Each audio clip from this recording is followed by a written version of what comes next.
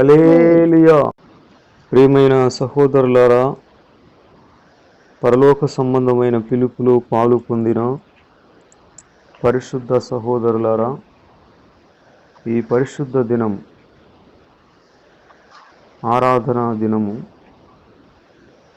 ఉదయకాలములో మీకందరికీ ప్రభువును ఆరాధించుటలో కలిగి ప్రతి ఆశీర్వాదము సమృద్ధిగా కలగాలని మీకు శుభాభివందనాలు తెలియజేస్తూ ఉన్నాను. దేవునికి స్తోత్రం. ప్రియమైన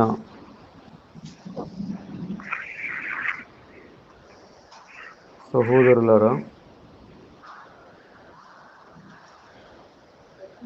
లూకాసు వార్త 1వ అధ్యాయంలో ప్రాముఖ్యంగా మనకు ఎలిజబెత్ అమ్మ, జకర్యా, మరియమ్మ వారు ప్రభు గురించిన ప్రవచనాత్మకమైన వచనాలను మనము చూచినాము. మరియమ్మ వందన వచనము వినగానే ఎలిజబెత్ అమ్మ నా ప్రభువు తల్లి అని ఆమెను గుర్తించింది.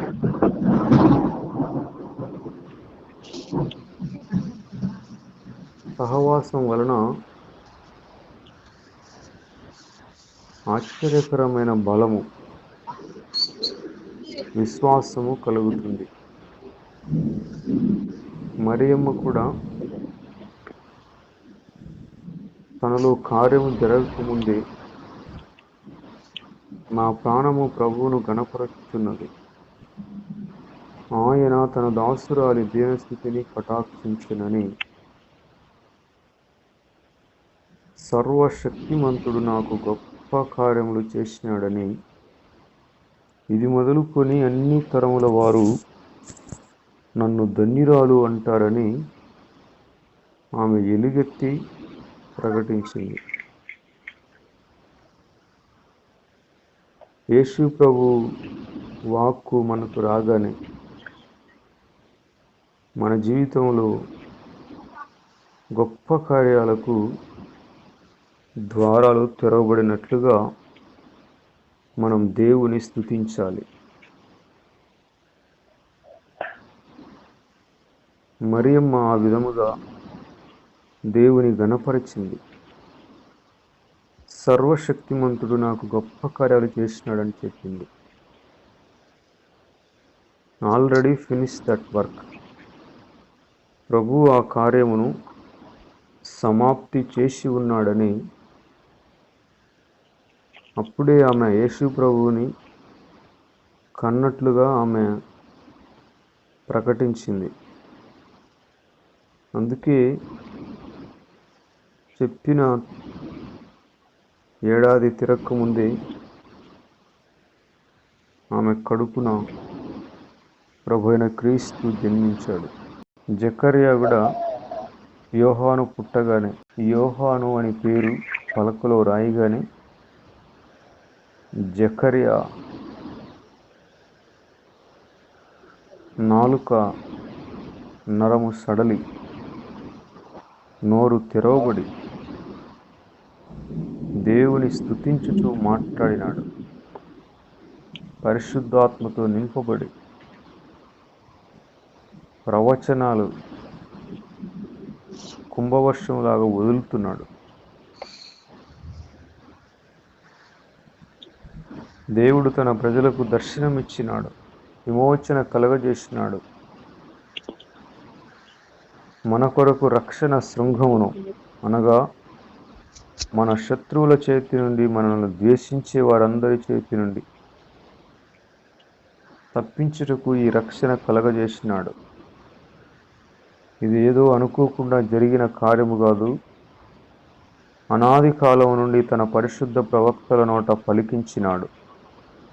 ఆయన మన పితరులను కరుణించటానికి తన పరిశుద్ధమైన నిబంధనను అనగా మన తండ్రి అయిన అబ్రహాముతో తాను చేసిన ప్రమాణమును జ్ఞాపకం చేసుకునటానికి మనము శత్రువుల చేతి నుండి విడిపించబడి మన జీవిత కాలమంతా నిర్భయులమై ఆయన సన్నిధిని పరిశుద్ధముగాను నీతిగాను ఆయనను ఆరాధించడానికి ఈ రక్షణ కలుగజేసినాడు.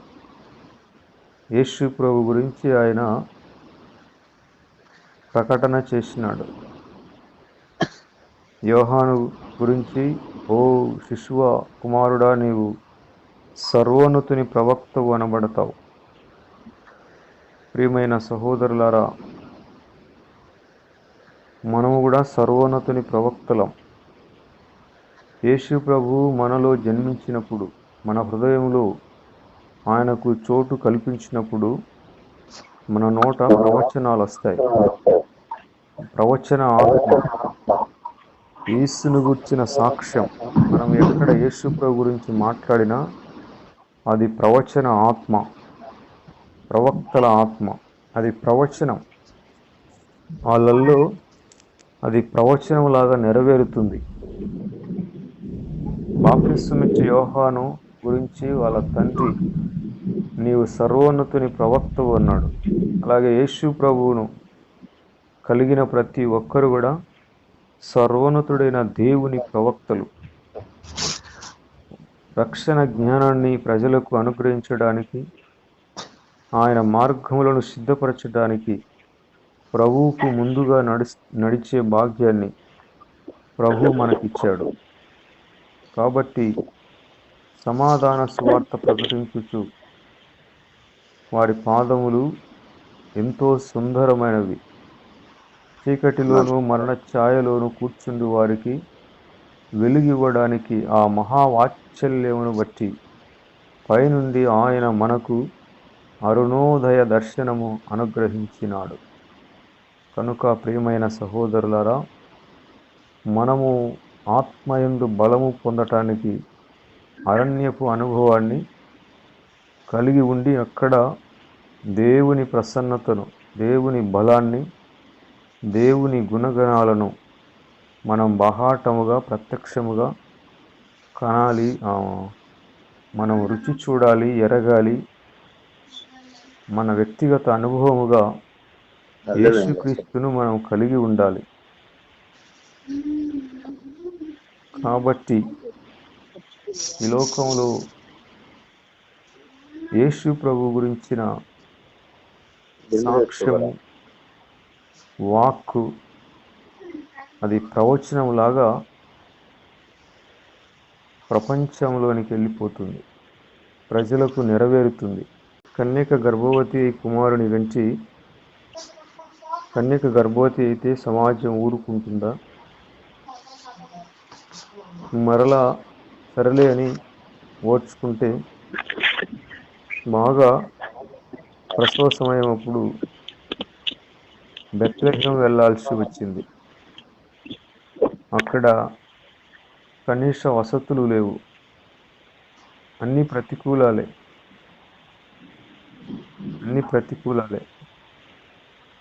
ప్రియమైన సహోదరులారా, ఎందుకో యోసేపు నీతిమంతుడే, కానీ ఈమె గర్భవతిగా ఉన్నప్పుడు ఆమెను ఎందుకు వచ్చి గొడవ అనుకున్నాడు. ఎంగేజ్మెంట్ క్యాన్సల్ అందాం అనుకున్నాడు. కానీ దేవదూత ద్వారా హెచ్చరింపబడి తను మరియమ్మను స్వీకరించినాడు, ఆమెకు తోడుగా ఉన్నాడు. మరలా ఆమె ప్రసవ కాలంలో సత్రంలో వారికి స్థలము లేనందున మరి ఎందుకు వచ్చే గొడవ ఇది నాకు అనుకుంటున్నాడు లోపల.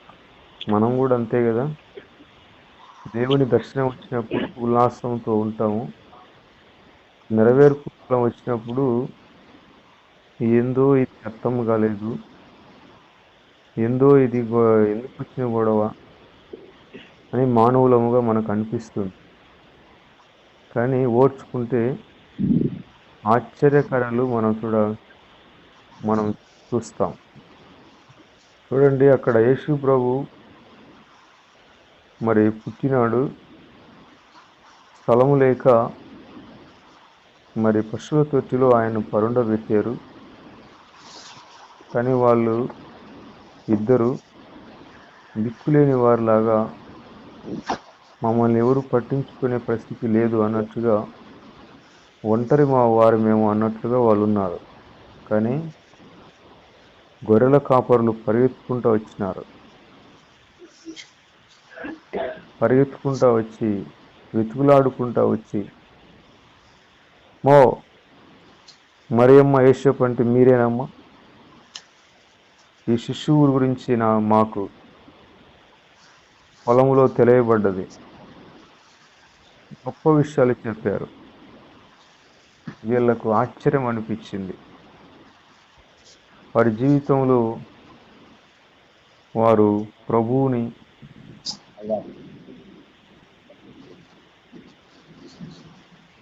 కన్నందుకు వారి జీవితంలో మొట్టమొదటిగా ఆశ్చర్యపడాల్సిన సంగతులు గొర్రెల కాపుర ద్వారా వారు విన్నారు. జీవితం ధన్యమైపోయింది. గొర్రెల కాపరులు తమతో చెప్పిన సంగతులను గూర్చి విన్నవారందరూ మిక్కిలి ఆశ్చర్యపడ్డారు. మరేమైతే ఆ మాటలన్నీ హృదయంలో తలపోసుకొనుచు భద్రము చేసుకున్నది.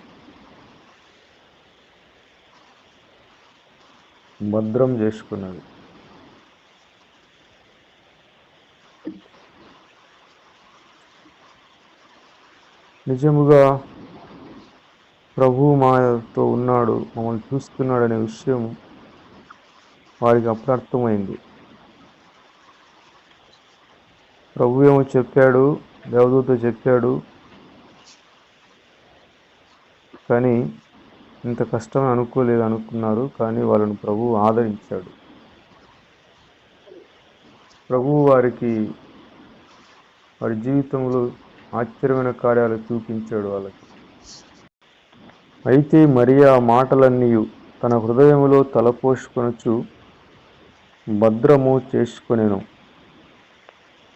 అంతటా గొర్రెల కాపరులు తమతో చెప్పబడినట్టుగా తాము విన్నవాటిని కన్నవాటిని అన్నిటిని గూర్చి దేవుని మహిమపరచుచు స్తోత్రము చేయుచు తిరిగి వెళ్ళినారు. వీరికి ఆదరణ కలిగింది. ప్రభు మాతో కూడా ఉన్నాడు, ఇమ్మానుయేలు దేవుడు అని వారు ప్రభువును స్తుతించారు. ఇమ్మానుయేలు దేవుడు అని ప్రభువును స్తుతించారు.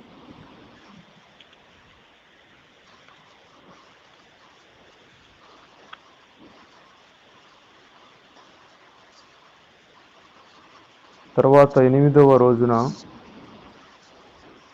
దేవుని ధర్మశాస్త్రం ప్రకారం, అంటే మోషే ద్వారా పలకబడిన లేఖనాల ప్రకారం 8వ రోజున శిశువునకు సున్నతి చేయాలి.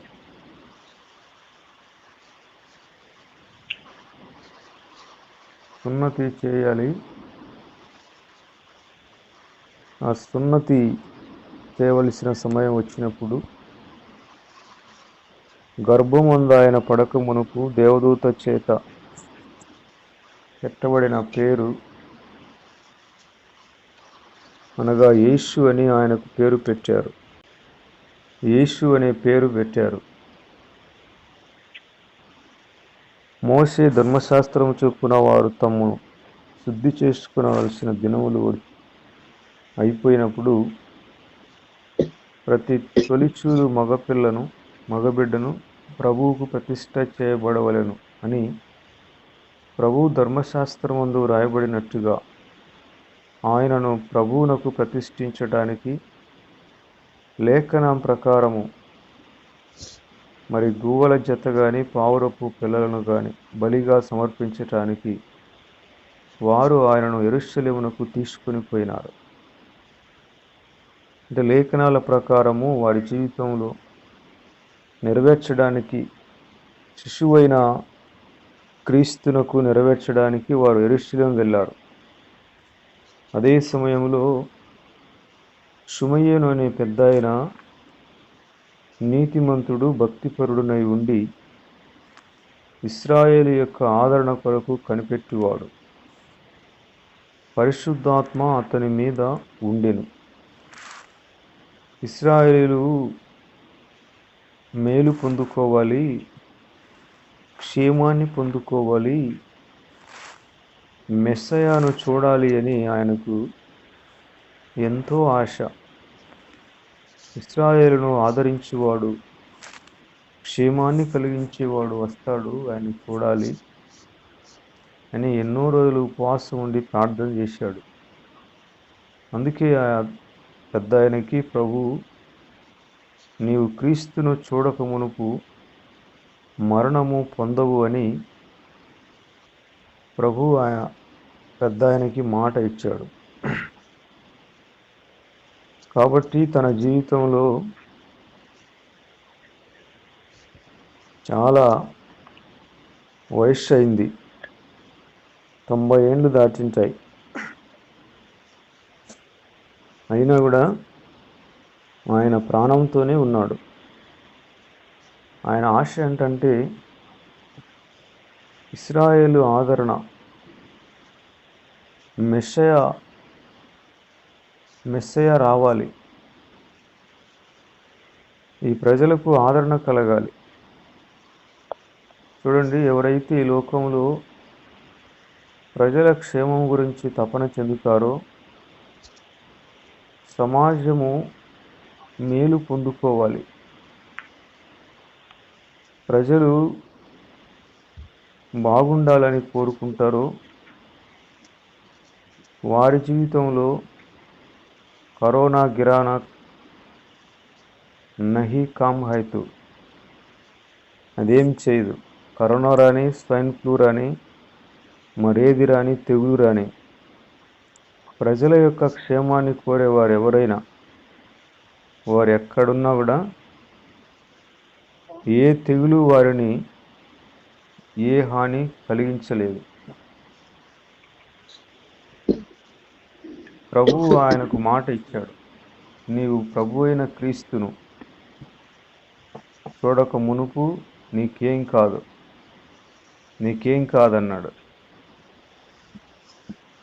ఎవరైతే ప్రజల యొక్క మేలు, క్షేమాన్ని గురించిన ప్రార్థన, తపన, ఆవేదన చెందుతుంటారో, సొంత ప్రయోజనాన్ని కోరక ప్రజలు బాగుండాలి, ప్రజలు సంతోషంగా జీవించాలి, పొరుగువాడు ఆనందంగా ఉండాలి, పక్కించి వాళ్ళు ఆరోగ్యంగా ఉండాలి, తోటి కొలీగ్కి ఉద్యోగస్తులు ప్రమోషన్లో ఉండాలి, తోటి విద్యార్థులకి మంచి మార్కులు రావాలి, వాళ్ళు బాగుండాలి, మా బాస్ బాగుండాలి, మా మేనేజర్ బాగుండాలి, మా చుట్టుపక్కల ఉండే ప్రజలు, తోటి ఉద్యోగస్తులు బాగుండాలి, క్షేమంగా ఉండాలి. వారు ఒకవేళ పాపంలో జీవిస్తుంటే ఎప్పుడు వీళ్ళు బాగుపడతారు, ఎప్పుడు వీరు పరిశుద్ధంగా బ్రతుకుతారు, ప్రభువా వీరిని కరుణించు, నా మనోనేత్రాలు వెలిగించినట్లుగానే వీరి మనోనేత్రాలు వెలిగించయ్యా. అయ్యా, వారు నశించిపోతే నాకు ఏమీ సంతోషం లేదయ్యా. ఇది దేవుని గుండె. దుష్టుడు తన దుష్టత్వము చేత మరణించటం వలన నాకేమాత్రము సంతోషము కలుగదు. అతడు మార్పు పొంది దుష్టత్వాన్ని వీడి పరిశుద్ధముగా బ్రతకడమే నాకు సంతోషమని దేవుని గుండె చెబుతుంది. మనం కూడా ఆ గుండెను అమర్చుకోవాలి. వారు నశించిపోతే, పాపంలోని కాలం అయిపోతే ఏమి లాభం? దావీదు అంటాడు, అయ్యా, నాకు హాని చేసిన వారిని చంపవద్దు, వారు బ్రతకాలి, మీ కార్యాలను చూడాలి. జాయిష్ మేయర్ అని దైవజనురాలు తన తండ్రి చేత 200 సార్లు బలాత్కారం చేయబడింది. కన్న తండ్రే కామాంధుడై కడుపున పెట్టిన బిడ్డను బలాత్కరించాడు. గుండె కోత ఆమెకి. ఎలా అతన్ని క్షేమాన్ని ఆమె కోరుకోవాలి? కంచే చేను మేస్తే కాపాడవలసిన వాడే కంట్లో నలుసైపోయినాడు. కాపాడవలసిన వాడే పిశాచిలాగా మారిపోయినాడు, పీడించాడు. 10 సంవత్సరాలుగా నానా హింస, దౌర్జన్యం చేయబడింది. ప్రభు ప్రేమను ఆమె పొందుకున్నది. మరి మానవ స్వభావం ద్వారా మా తండ్రిని చంపు ప్రభు అని ప్రార్థన చేసింది. లేదు, నేను మా తల్లి మా తండ్రికి తెలియకోకుండా ఎక్కడో దూరంగా నివాసం ఉండాలని కోరుకుంది. ఏదీ జరగలేదు. లేదు, నేనైనా ఇంట్లో నుండి పారిపోవాలనుకున్నది. అది కూడా వీలు కాలేదు. వాడు మహానక్క, గుంటనక్క, షాడిస్టు, పెద్ద సైకోలాడు, సైకో మనిషి. అతను మహా పిశాచి కంటే ఎక్కువైనవాడు. ఆడి కబంధ హస్తాల్లో కన్న తండ్రి ఎవరు పక్కించి వాళ్ళు కూడా వాళ్ళకి ఏం తెలుస్తాయి? బాగా నటిస్తాడు. బాగా కూతుర్ని ఎంత బాగా చూసుకుంటున్నాడు అన్నట్టుగా క్విక్ని మెయింటైన్ చేస్తాడు. పాపం ఆమె ఎంత మనసు కకావికలమైపోయిందో. కానీ యేసయ్య ప్రేమ మాధుర్యంలో ఆమె జీవితం వికసించింది, పరిమళించింది. జీవితము మధ్యలోనే డిస్టర్బ్ కాకుండా ఆ హింసను, దౌర్జన్యాన్ని,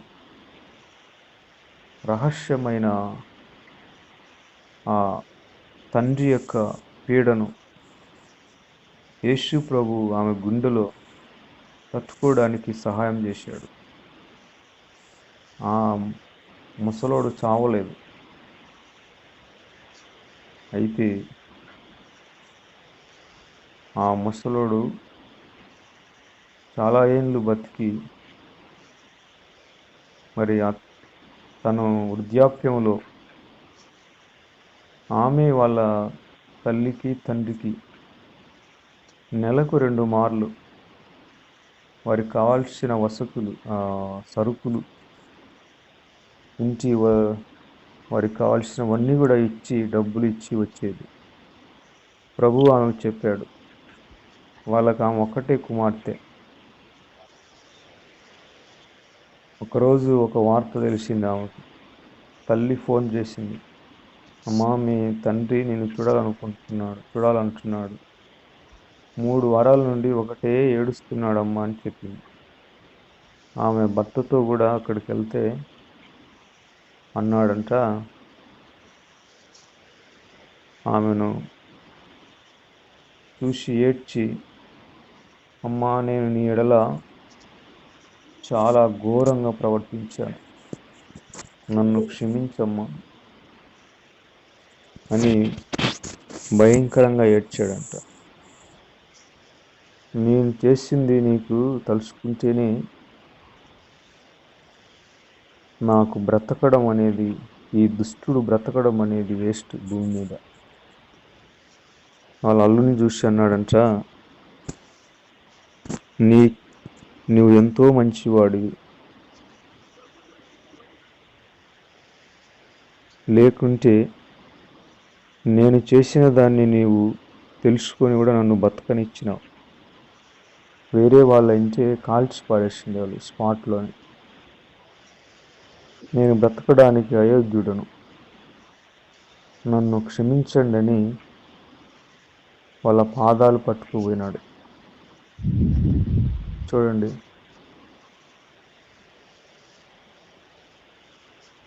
ప్రియమైన సహోదరులారా, ప్రేమ దోషములన్నిటినీ కప్పుతుంది. ప్రేమ పొరుగువాని రుణములను క్షమిస్తుంది. అంత కీడు హాని చేశాడు ఆ సహోదరి. ఆ తల్లికి, నేను దేవుని కొరకు గొప్పగా జీవిస్తాను, దేవుని కార్యాలు ప్రజల్లో ప్రబలం చేస్తానని ఒక నిశ్చయిత ఆమెకుండేది. ప్రజల మేలు కోరేది ఆమె. నాకు తెలిసి జింబాబ్వే వెళ్ళి సేవ చేసిన ఈమె కూడా ఒకటి. అక్కడికి వెళ్ళి వాళ్ళందరికీ తినడానికి ఆహారాన్ని, సువార్తను ప్రకటించి ఆమె వస్తూ ఉంటుంది. నిజముగా దైవజనురాలు గాయపరచబడిన, హింసించబడిన ప్రజల యొక్క క్షేమాన్ని ఆమె కోరుకునేది కనుక ఆమె నేటికి సజీవంగా దేవుని రాజ్యాన్ని విస్తరింపచేస్తుంది. ప్రభు ఆమె గాయాలను మాన్పి ఆమెను తన రాజ్యము కొరకు బలమైన పాత్రగా వాడుకుంటున్నాడు. ప్రియమైన సహోదరులారా, ఈ సుమయేను కూడా ఎన్నో ఏండ్లు గడిచాయి. ఈయన ఆలోచన ఏంటంటే, ఇశ్రాయేలీలు ఆదరణ పొందాలి, ఆ క్రీస్తు రావాలి, ప్రజలు మేలు పొందుకోవాలి. ఈ రోమీయుల యొక్క బాధలు, వారి హింసలు తట్టుకోలేకపోతున్నాం. దేవా, వాగ్దానం చేసిన మెస్సీయాను పంపయ్యా అని ఈయన ప్రార్థన చేసేవాడు. నీతిమంతుడు, భక్తిపరుడు, పరిశుద్ధముగా బ్రతికేవాడు. వయస్సు పెరిగే కొలది ప్రభువు మీద, ప్రజల మీద తపన కూడా ఎక్కువైతా ఉంది. ప్రజలు బాగుపడాలనే ఆశ ఆయనలో ఎక్కువైతుంది. వయస్సు పెరిగే కొద్దీ పరిశుద్ధత కూడా పెరుగుతూ ఉంది. ప్రభువు చెప్పాడు, షిమియోను, నీవు క్రీస్తును చూడకముందు నీవు చనిపోవన్నాడు. ఎందుకంటే ప్రజల యొక్క క్షేమాన్ని కోరేవాడు. చూడండి, ఎవరైనా ఎక్కడైనా ప్రజలు బాగుండాలి, ప్రజలు మేలు పొందుకోవాలని ఆలోచన కలిగిన వాళ్ళు దీర్ఘాయుష్మంతులవుతారు. వారు ఆకస్మికమైన మరణాలను పొందరు. నేనేమైపోయినా పర్వాలేదు, నా కళ్ళ ముందు ఏ కుటుంబము, ఏ ప్రజలు బాధలు పడకూడదు, ఎవరు కూడా దుఃఖపడకూడదు. నాకు శక్తి ఉన్న కాడికి ప్రభు యొక్క సహాయాన్ని పొందుకొని సమాజానికి మేలు చేస్తానని ప్రార్థన చేస్తాడు. తనకుండే సామర్థ్యాన్ని బట్టి తన గుప్పిలి విప్పుతాడు. క్రియల ద్వారా కూడా సమాజానికి మేలు చేస్తాడు. ఇశ్రాయేలు యొక్క ఆదరణ కొరకు కనిపెట్టుకునేవాడు షిమయోను. అందుకే చాలా ఏండ్లు గడిచినా ఇంకా బ్రతికే ఉన్నాడు.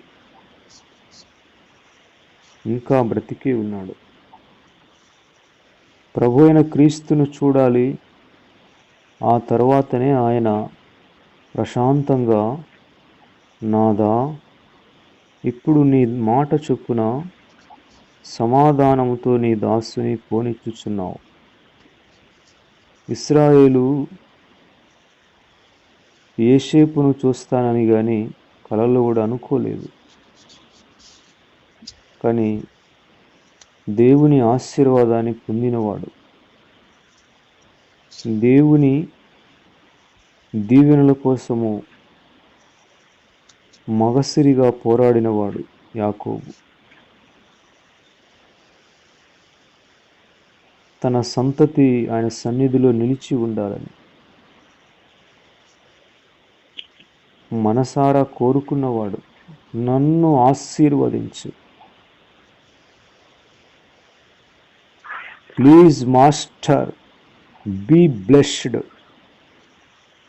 షూర్లీ బ్లెస్డ్ మీ అన్నాడు. తెల్లవార్లు పోరాడాడు. తన కుమారులు రకరకాలుగా వారు సరిగా జీవించటం లేదు, బాధపడ్డాడు. ఈ సంతతి ఏమైపోతుందో అనుకున్నాడు. యోసేపు వలన కొంత ఆదరణ కలిగింది. కానీ 17 ఏళ్ల వరకే, తర్వాత 22 సంవత్సరాలు యోసేపు కళ్ళ ముందు లేడు, చనిపోయాడు అనుకున్నాడు. ప్రజల గురించి బాధపడ్డాడు, తన కుమారుల గురించి బాధపడ్డాడు. యోసేపు నా సంతతిని నిలబెడతాడు అనుకున్నాను, కానీ ఏమైపోయినాడు, చనిపోయినాడు అనుకున్నారు. కుమారుల యొక్క కుయుక్తిని గ్రహించలేకపోయినాడు, వారి అబద్ధాన్ని గ్రహించలేకపోయినాడు. యోసేపు గురించి ఏడ్చి నేను కూడా యోసేపు దగ్గరికి వెళ్తాను అని 22 సంవత్సరాలు ఏడుస్తూనే ఉన్నాడు. తన వంశం నిలబడాలని, తన జాతి బాగుపడాలని, అబ్రహాము ఇస్సాకులకు ఇచ్చిన మాట, నిబంధన దేవుడు స్థిరపరచాలని తనకు 12 మంది పిల్లలను ఇచ్చాడు, మగ పిల్లలను. వారి ద్వారానే దేవుని జనాంగం వృద్ధి చెందాలి. ఐగుప్తులోనికి రావడానికి ముందు ఇశ్రాయేలు సంతతి 70 మంది అయినారు. 70 మంది ఐగుప్తులోకి వచ్చారు యోసేపు మాటను బట్టి. ఒకరోజు శుభవార్త తెలిసింది, నీ కుమారుడు యోసేపు బ్రతికే ఉన్నాడు, ఐగుప్తును ఏలుతున్నాడు అనే మాట విని ఎంత సంతోషపడ్డాడో. 22 సంవత్సరాల మానసిక వేదన ఒక్కసారిగా పటాపంచలైపోయింది. కళ్ళ వెంబడి ఆనంద బాష్పాలు కారుతూనే ఉన్నాయి. చాలు ఈ జీవితం అనుకున్నాడు. ఇట్స్ ఎనఫ్, ఇంతే చాలు, నా కుమారుడు బ్రతికి ఉన్నాడు, నేను వెళ్ళి నా కుమారుని చూస్తాను, నా జీవితానికి ఇది చాలు. ఓ నా కుమారుడా, యోసేపు నువ్వు బ్రతికి ఉన్నావు, నేను నిన్ను చూడాలి, నిన్ను చూసిన తర్వాతనే నేను కాలమైపోవాలి. సంతోషపడ్డాడు. 22 సంవత్సరాలు ఎంతగా మానసికంగా వేదన పడ్డాడు. అబ్రహాము ఇస్సాకులకు ఇచ్చిన మాట నిబంధన కోసం ఎంతగా తపన చెందాడు. ఈ యోసేపు లేకుండా ఈ 11 మంది కుమారులు దేవుని జనాంగాన్ని ఏ విధంగా నిలబెడతారో అని బాధపడ్డాడు. ఎలాగా ఇస్రాయేలులంతగా సంతతి విస్తరిస్తుందని అనుకున్నాడు. వీరిలో నీతి లేదు. రూబేను చంచలమైనవాడు, షిమ్యోను లేవీలు మహాకోపిష్ఠులు, కుయుక్తిగా మనుషులని హతం చేస్తారు అనుకుని వాళ్ళ గురించి, దేవుని నిబంధన గురించి బాధపడ్డాడు. ఇశ్రాయేలు తన యొక్క సంతతి గురించి, దేవుని వాగ్దానం గురించి బాధపడ్డాడు. కానీ ఈ వార్త తెలిసింది, నీ కుమారుడైన యోసేపు బ్రతికి ఉన్నాడు, ఐగుప్తుని ఏలుతున్నాడనే మాట తన జీవితంలో మరుపురాని అనుభవం. సంతోషపడ్డాడు. ఆ మాట వినగానే నమ్మడానికి కూడా అతనికి ఆశ్చర్యంగా అనిపిస్తుంది. కానీ యోసేపు పంపిన బండ్లను చూసినాడు, వాహనాలు చూసినాడు. అది గవర్నమెంట్ కాన్వాయ్ లాగా ఆ వాహనాలు వచ్చాయి. పెద్ద ఆయన కాబట్టి ప్రభుత్వం వాళ్ళ వాహనాలు, వాళ్ళ కాన్వాయ్ ఎలా ఉంటుందో తెలుసు. అంటే గవర్నమెంట్ వాళ్ళకి ఈ వాహనాలు ఇలా ఉంటాయి. మామూలుగా ఇప్పుడు ఎవరైనా గవర్నమెంట్ జాబ్ చేసేవాళ్ళు ఆన్ గవర్నమెంట్ డ్యూటీ అని ఆ వాహనాల మీద రాసుకుంటారు. తెలుగులో అయితే ప్రభుత్వ వాహనం అని ఉంటుంది. యోసేపు పంపిన బండ్లను చూసి వారు చెప్పిన మాటను నమ్మినాడు. అవును, నా కుమారుడు ఉన్నాడు, బ్రతికే ఉన్నాడు అనుకున్నాడు. నిశ్చేష్టుడైపోయినాడు. నిజమా కళ ఇది? నేను చూస్తున్నది, నేను వింటున్నది కళ నిజమా? ఇంకా ఎక్కడ లేని ఆనందం వచ్చింది. ప్రాణము పరవళ్ళు తొక్కింది. ఎర్ర సముద్రాన్ని దాటుకొని వచ్చినట్లుగా అనిపించింది. ఎంతో సంతోషపడ్డాడు. ఇంకా నేను వెళ్ళి నా కుమారుని చూస్తానని అందరినీ ప్రయాణం చేశాడు. ఆ రోజు వెళ్ళి ప్రభువుకి ప్రార్థన చేశాడు. ప్రార్థన చేస్తే ప్రభువు చెప్పాడు, యాకోబు యాకోబు, ఐగుప్తుకు వెళ్ళడానికి భయపడవద్దు, నేను నీతో కూడా వస్తాను. అక్కడ నిన్ను ఇస్రాయేలులంత విస్తారముగా ఆశీర్వదిస్తాను. నీ కుమారుడైన యోసేపు నిన్ను ఆదరిస్తాడు, వెళ్ళు అన్నాడు.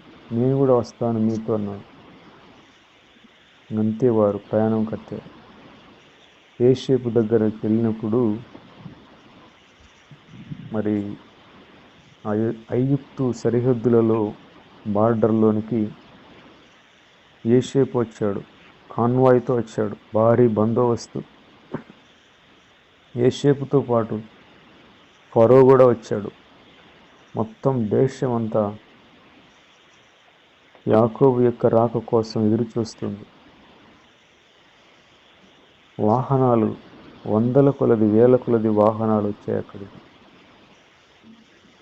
యోసేపు తండ్రిని చూశాడు దూరం నుండి. తను ఫరో వైపు చూశాడు. ఫరో అన్నాడు, మూవ్ అన్నాడు. అంతే, యోసేపు పరిగెత్తుకుంటూ వెళ్ళి తండ్రిని కౌగిలించుకున్నాడు. ఆ యొక్క తండ్రి గుండె ఎంత సంతోషపడిందో. యోసేపుతో అంటున్నాడు, చాలు నాయనా, నీ ముఖం చూచాను, ఇంకా నేను హాయిగా చనిపోతాను, నాకు ఇంకా ఈ జీవితంలో చాలు చాలు, ఇట్స్ ఎనఫ్, ఇంకా నేను ఏమైపోయినా పర్వాలేదు, ఇక నా యొక్క సంతతి గురించిన బాధ నాకు లేదు, నువ్వు ఉన్నావు, సజీవంగా ఉన్నావు, ఇంకా నాకు ఎటువంటి కలవరం లేదు, నీ ముఖం చూస్తానే అనుకోలేదు, కానీ దేవుడు నీ సంతానాన్ని నాకు చూపించాడు. దేవుడు గొప్పవాడు, దేవుడు ఆశ్చర్యకరుడు, అద్భుతకరుడు. ఆయన ఆలోచనలు అతి గంభీరములు, మానవ ఊహకు అందం. తాత్కాలికమైన వాటిని మనం ఎదురు చూస్తాం, కానీ దేవుడు తరతరాలు నిలిచిపోయే ఆశీర్వాదాన్ని సిద్ధపరిచినాడు, దాచి ఉంచినాడు. నీ ముఖం చూచాను, ఇంకా చాలు నా జీవితం. అందుకే యోసేపు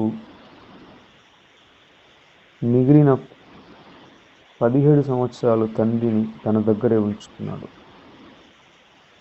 యోసేపు తన జీవిత ప్రారంభంలో 17 ఏళ్ళు తండ్రి దగ్గర ఉన్నాడు. తండ్రి దగ్గర ఉన్న 17 సంవత్సరాలు, యాకోబు చివరి 17 ఏళ్ళు యోసేపు దగ్గర ఉన్నాడు. 130 సంవత్సరాలు, అప్పటికి 147 ఏళ్ళు బ్రతికాడు. 17 ఏళ్ళు యాకోబు తన చివరి సంవత్సరాలలో యోసేపు దగ్గర ఉన్నాడు. ప్రియమైన సహోదరులారా, ప్రజల బాధలను మీరు చూడండి. మన గురించి మర్చిపోండి. ప్రజల కన్నీరు, ప్రజల ఆవేదన తొడవడాలని తపన, ప్రార్థనలు, వాంఛ కలిగి ఉండండి. దేవుని గొప్ప కార్యాలను, ఆశ్చర్యకార్యాలను మనం చూస్తాం. దేవుని గుండె మనం కలిగి జీవించాలి. సమాజం యొక్క శ్రేయస్సు కోసం అహర్నిశలు తపన చెందాలి. నాకు జరగలే, నాకు జరగలే, నాకు జరగలే, ఉప్పు మిరగాయకి కాదు, ఏదో చిన్న చిన్న వాటి కోసం కాదు, ప్రభు గొప్ప మేలులు మన కోసం దాచి ఉంచాడు. ఆశ్చర్యమైన కార్యాలు చేయడానికి ఆయన వేచి ఉన్నాడు. ఈ పెద్ద ఆయన సిమియోను ఇశ్రాయేలు యొక్క ఆదరణ కొరకు కనిపెట్టి ఉన్నాడు. తన కళ్ళ ముందే ఎంతోమంది కాలం అయిపోయినారు, కానీ ఈ పెద్ద ఆయన బ్రతికే ఉన్నాడు. తనకు తెలియజేయబడిన దేవుని మాట ఏంటంటే, నీవు ప్రభు యొక్క క్రీస్తును చూడక మునుపు మరణము పొందవు అన్నాడు. నాకు కూడా ప్రభు 2002లో మాట ఇచ్చాడు, నీకు వచ్చిన దర్శనాలు నెరవేరేంత వరకు నీకేమీ కాదు, నీవు చావవు అన్నాడు. ఈలోపు ఏమన్నా జరగని నీకు సంబంధంలే, నా మాటే సత్యం. ఎన్నో ఒడిదుడుకులు వస్తాయి. లోకములో కరోనా అనేది చూడండి, ప్రపంచాన్ని ఒక ఊపు ఊపేసింది, అతలాకుతలం చేసింది. సమస్తమైన కార్యాలన్నీ కుదేలైపోయినాయి. అయినా ఎంతోమంది మరి 1,00,000కు పైన కరోనా మహమ్మారి చేత అనాథ శవాలుగా మారిపోయారు. కనీస మర్యాదలు కూడా లేకుండా వారు మట్టిలో కలిసిపోయినారు. వారి జీవితాలు కనుమరుగైపోయినాయి. నిజముగా మానవ చరిత్రలో కరోనా మహమ్మారి ఒక ఆటం బాంబు లాంటిది, బాంబు బ్లాస్ట్ లాంటిది. ఒక మనుషులను అతలాకుతలం చేసింది. ఇటువంటివి ఎన్ని వచ్చినా కూడా దేవుని వాగ్దానం, సమాజ శ్రేయస్సును కోరేవాడు ఎప్పుడు హాని పొందడు, అతనికి ఏం కాదు. ప్రియమైన సహోదరులారా, వారిని కాపాడుకుంటాడు. అపస్తులుడైన పౌలు గురించి మీరు ఆలోచన చేశారా? మీరు మాట్లాడే తదుపరి ఆయన చంపడానికి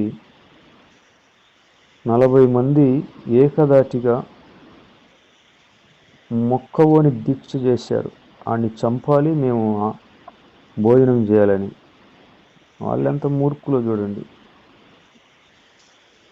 పౌలును చంపడానికి నమ్ముకున్న తొలి దినాలలో 40 మంది ప్రజలు ఆహార పానీయాలు మానేసి మొక్కవోని దీక్ష చేశారు. అయితే రాత్రికాలం ముందు మేడ మీద నుండి గంపలో నుండి తాడుతో దించి అపోస్తలులు వాళ్ళ ఊరికి పంపించారు. పౌలును వాళ్ళ ఊరికి పంపించారు. నువ్వు వెళ్ళిపో, ప్రభువు నిన్ను పిలిచినప్పుడు నువ్వు మరలా వస్తువు, అంతవరకు నువ్వు దాగి ఉండమని చెప్పారు.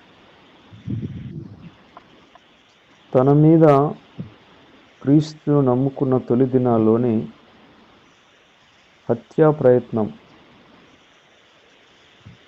జరిగింది. కానీ ఆయన్ని ఎవ్వరూ చంపలేకపోయినారు. ఆయన ప్రపంచమంతా తిరిగి అనేక వేల ఆత్మలను సంపాదించాడు. వేల సంఘాలను స్థాపించాడు. కొన్ని లక్షల కుటుంబాలకు దేవుని రాజ్యాన్ని ప్రకటించాడు. అనేక దంపతులతో కలిసి ప్రభు పరిచర్యను వృద్ధి చేశాడు. నేను ఆయన వలన పొందిన పరిచర్యను తుదముట్టంపవలనని నా ప్రాణమును ఎంత మాత్రమును నేను ప్రియముగా ఎంచుకొనటలేదు అన్నాడు. 39 కొరడా దెబ్బలు 5 మార్లు తిన్నాడు.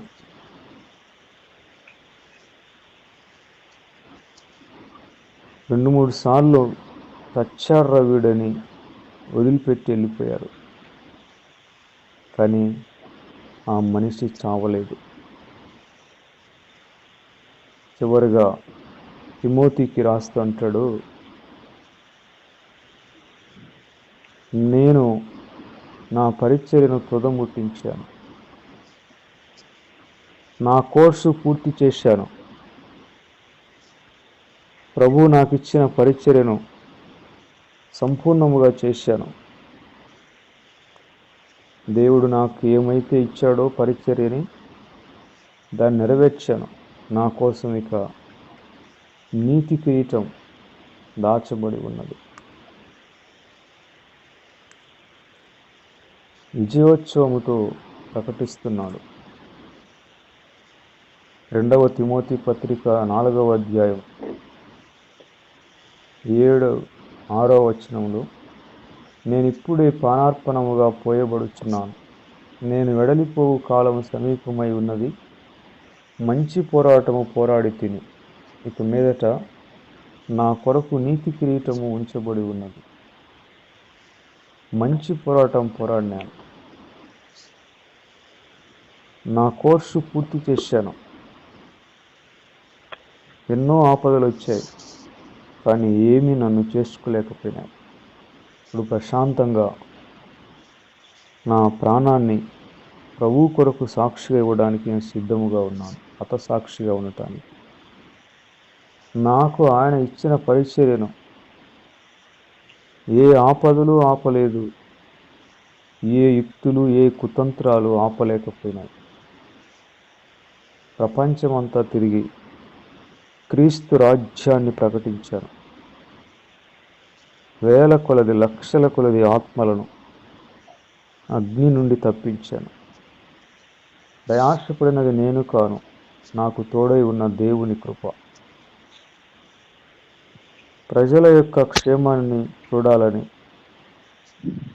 నా వలె వారు కూడా రక్షణ ఆనందాన్ని పొందుకోవాలని ఒకే ఒక వాంఛతో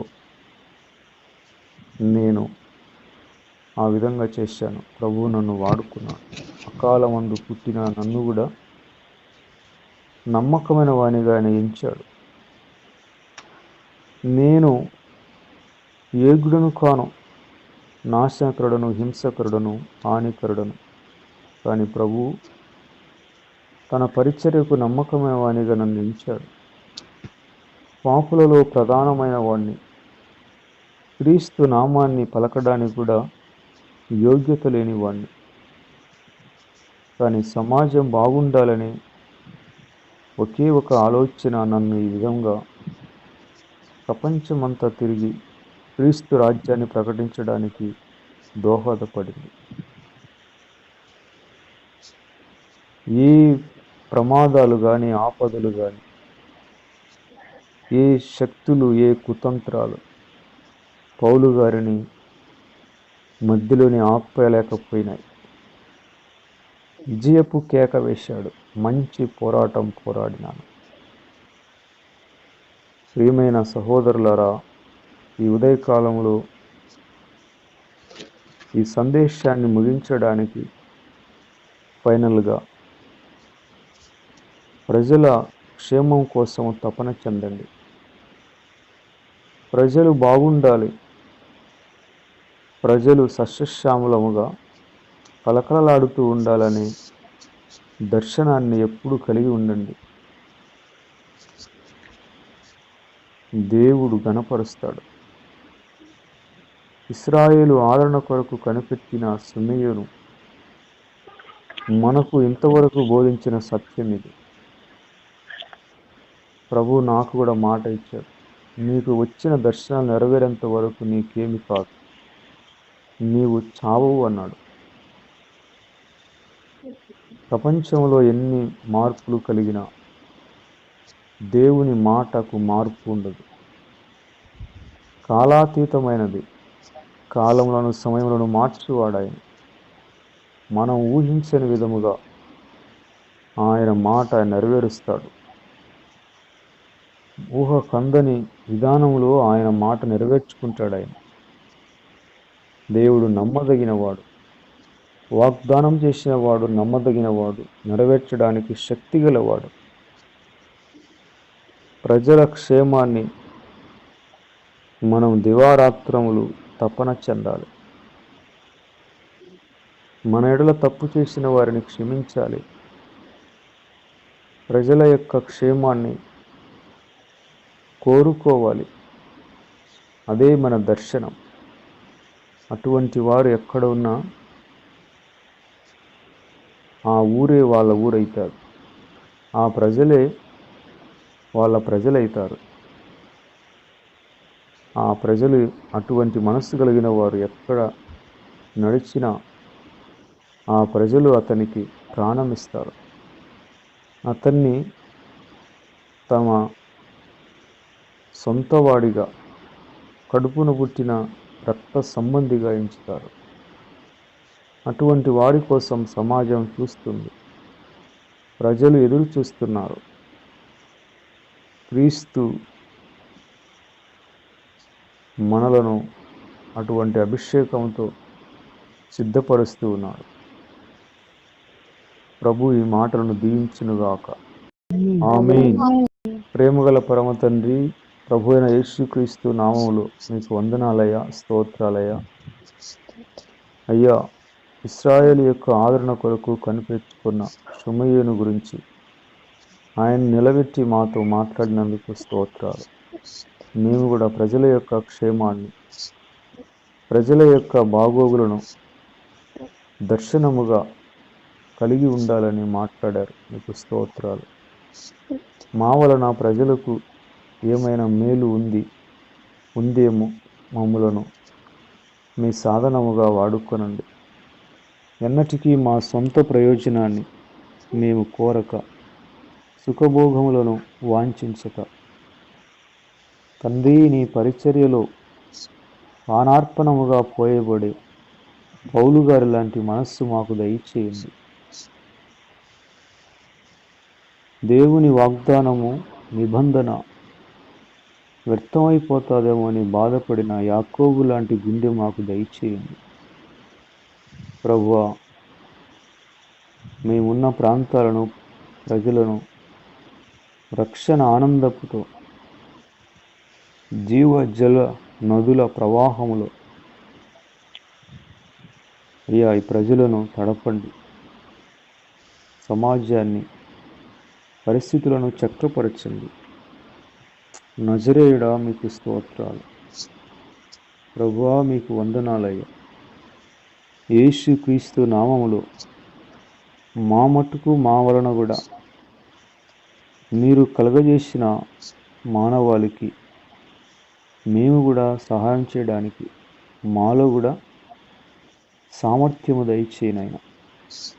మనిషిగా పుట్టినందుకు మీరు మా కోసం మనిషిగా పుట్టి ప్రాణం ఇచ్చారు. మేము కూడా మనిషిగా పుట్టినందుకు మనుషుల కొరకు ఏదైనా కార్యాలు చేయడానికి మమ్ములను మీ పాత్రలుగా వాడుకోమని, మీ సామర్థ్యం మాలో ఉంచమని నజరుడైన యేసు క్రీస్తు పేరిట అడుగుచున్నాము తండ్రి. ఆమేన్. అందరికి వందనాలమ్మా, అందరికి వందనాలు.